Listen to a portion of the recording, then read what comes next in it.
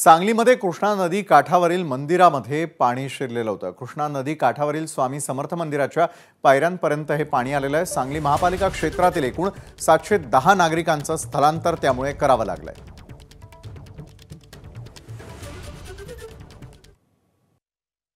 कृष्णा नदीची पाणी पातळी आता इशारा पातळीकडे म्हणजे जवळपास 40 फुटाकडे आता नदीची पाणी पातळी जाऊ लागली आणि त्यामुळे कृष्णा नदी काठावरची जी काही मंदिरं आहेत ती मंदिरामध्ये देखील आता पाणी जायला सुरुवात झाले।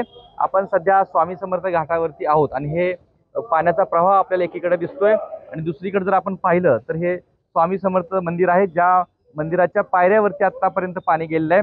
पुढच्या काही तासांमध्ये पाणी आत जाऊ शकतं अशी परिस्थिती आहे। तर अशा पद्धतीने नदी काठावरची अनेक छोटी मोठी मंदिरं आहेत, की मंदिरं आज आता पाहतोय आपण या मंदिरामध्ये पाणी जायला सुरुवात झालेली आहे। अशा पद्धतीनं अनेक भागामध्ये या पाण्याचा प्रवाह आणि पाण्याची पातळी वाढल्यामुळं पाणी जाऊ लागले। त्यामध्ये अनेक घराबरोबरच अशा पद्धतीने मंदिरामध्ये देखील पाणी जाऊ लागल्यामुळं मंदिरामधील मूर्त्या देखील आता पुजारी जे आहेत ते स्थलांतरित करू लागलेत आणि त्या ठिकाणी पूर स्थितीचं जे प्रमाण दिसून येते त्यामध्ये मंदिराला देखील आपण पाहतोय फटका बसताना दिसून येतोय।